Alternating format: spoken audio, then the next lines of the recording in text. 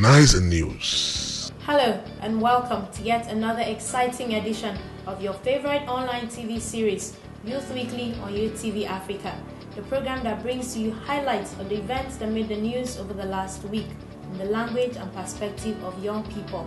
I am Faith Thomas. And I am Hyelda Apollos. You're welcome to the program. Here's a rundown of some of the issues that made headlines in the news last week. Anti-graft group to storm Odua's office Wednesday. INEC uncovers 93,562 ghost voters, screens voters register. Atiku, 215 others, signed petition to end ASUU Strike.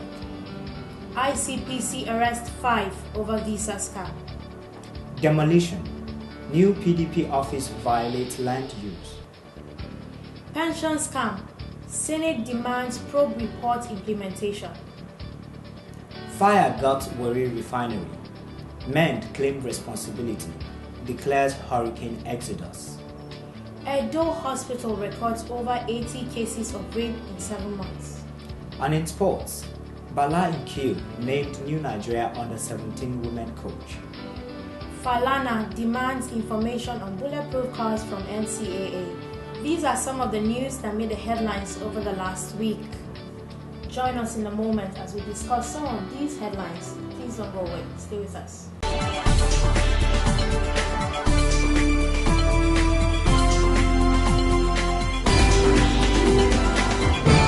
Youth Weekly, Euthanize News.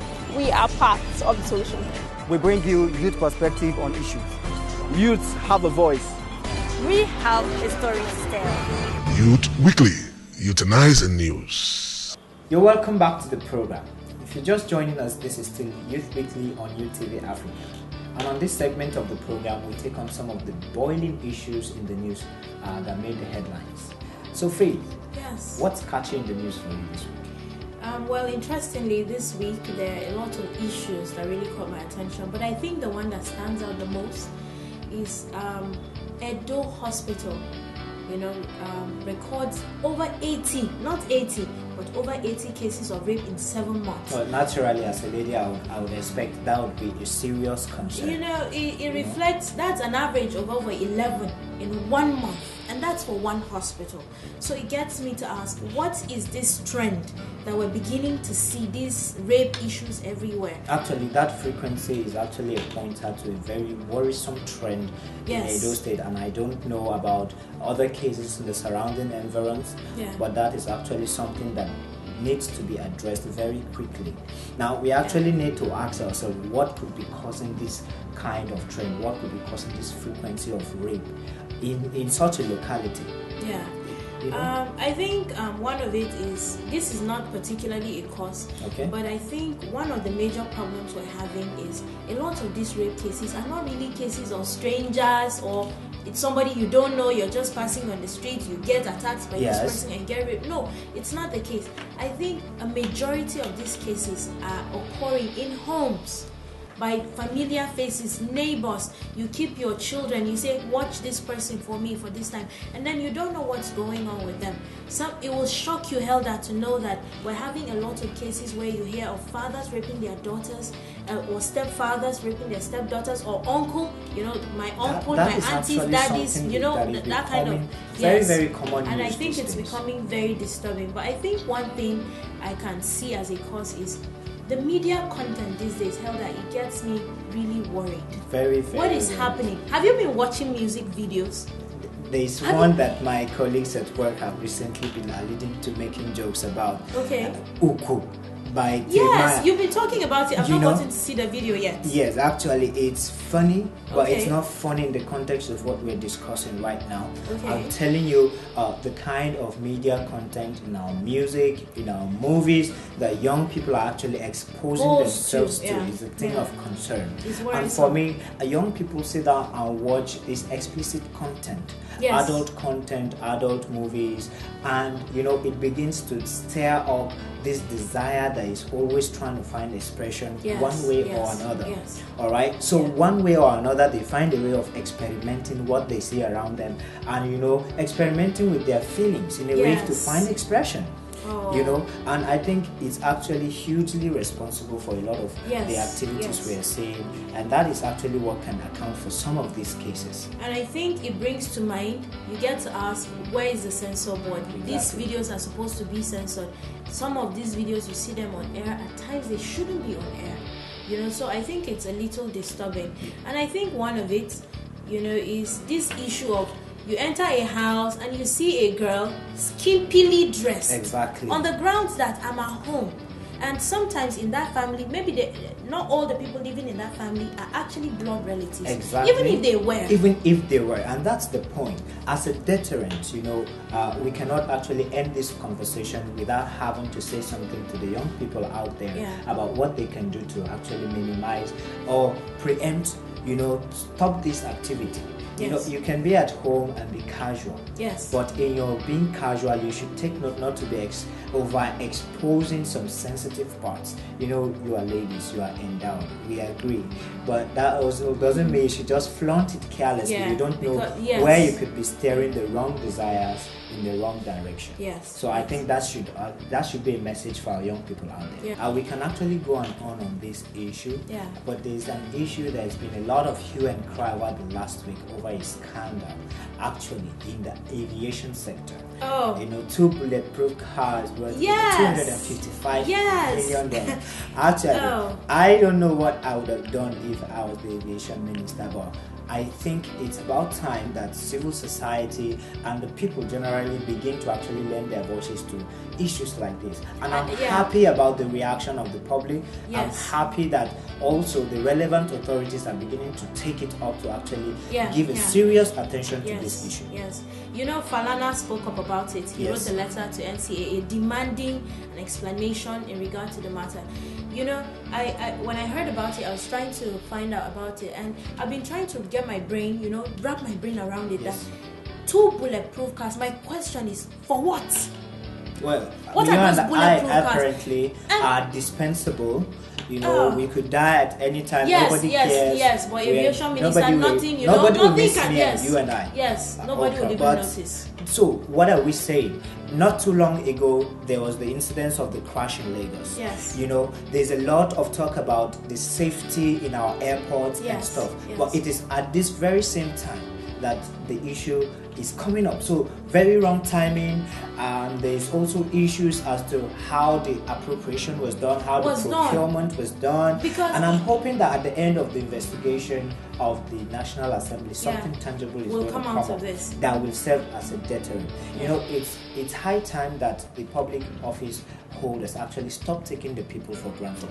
You know, we voted you into office, doesn't mean you should take it for granted. ASUU is on strike for about 4 months now. Students are at home clamoring for, you know, about 500 billion naira, but 255 is going for bulletproof cars. What does that say about the placement of our values? 5 million. You know, that bothers me a lot, because when you get to talk about these days, I don't know why, I'm not a student, but I tend to see everything with the ASUU eye. You understand? And I think that factors like this are contributing to further flare ASUU. It's really annoying.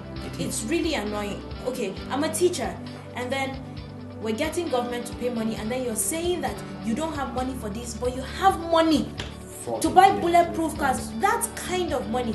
And then another question I have on my mind is, okay, usually at the beginning of the year there's a budget. My question is, where is 255 million naira coming out of, like unbudgeted? Where is it coming from? And I think I was listening to the Senate proceedings in the National Assembly, where the chairman the head of the Committee on Aviation was actually saying that was actually removed from the budget in the beginning. So we're actually yet to see the end of this drama. We'll be watching and keeping our eyes open. And you can lend your voice as well to this conversation. There's a lot going on, and we want to know where you stand as far as these issues are concerned. It's about time that your voice also counts in actually ensuring that justice is actually served in the appropriate quarters. So join the conversation on our Facebook platform, facebook.com/YouthTVAfrica, or follow us on our Twitter handle @YouthTVAfrica. Actually, this is all we can take on this segment of the program. We shall be going on a short break, and when we return, we shall be showing you a clips of a program that held in town here in the city of Abuja. where young people were deliberated on how they can be part of the solution and not the problem. It's a program that brought together various stakeholders from across West Africa, and I'm sure you'll have something to learn from it. Enjoy the program. We'll be right back.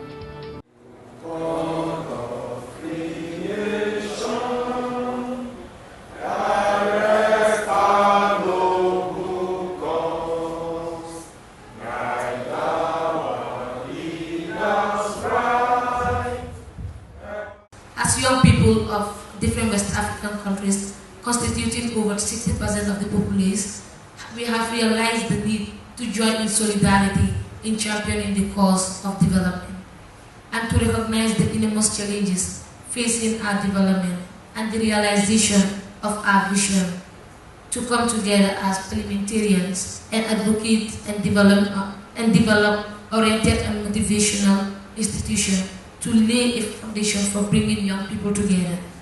Yes, I can see the population is very fit. That's where it begins from. You don't know anything about student union government. You don't know anything about National Youth Council. You don't know anything about NGO. You have not practiced anything and you want to lead the country.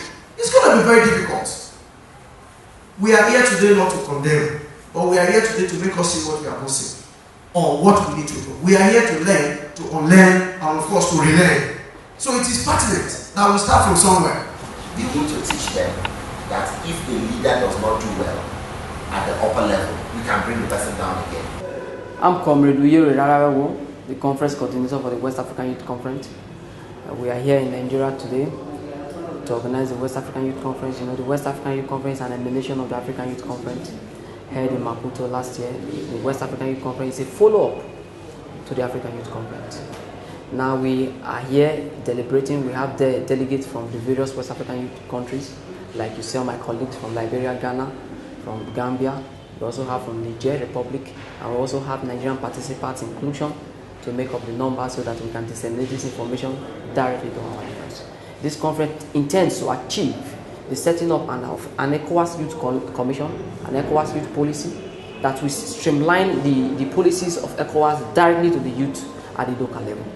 My name is Eric Sikese. I'm from the Republic of Liberia, representing young people from the Republic of Liberia.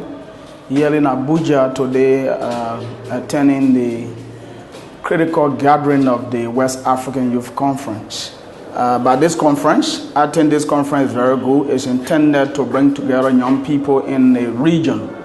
It's intended to harness our own togetherness, making sure that these problems that confront us, we come together and see how we solve them. Because trust me, there are a whole lot of problems that face young people in the region. So if we don't come together as a united force in making sure that we identify these problems, we identify the core problems, and making sure we partner with the policy makers. Meaning, it will not just be the people out there making the policy, but the young people will be incorporated in the process of making the policies that affect them directly.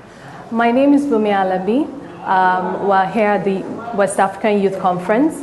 I'm a Nigerian. I represent Oyo State. The conference has been very enlightening. We have gone through issues affecting youths. We have tried to see what youth can do, not particularly looking at our government, but what we can do as individuals and as a group to improve the country and to actually have a say in policies that affect us and the generations coming. That's an interesting watch, I believe. Yeah. And I'm happy that a lot of avenues are being presented in our own time for young people to get awareness on how they can be involved, even politically, in becoming part of the solution to, governance and governance issues. Yeah, and I frankly think that a lot more young people should be encouraged to go into leadership and governance. Yes. But not just regular leadership, but we're hoping that when young people are in power or in position of leadership, that we will be able, places, at the helms of decision making. Yes, we should be able to make a difference, and not just, continue to replicate the kind and the system of governance we've had so far. Exactly. Yeah. Exactly. Well, this is about how much we can take for today. It's been fun being here. Hyelda, it's been nice talking to you. Yeah. So join us again, same time next week for another exciting edition. Until then, please stay safe.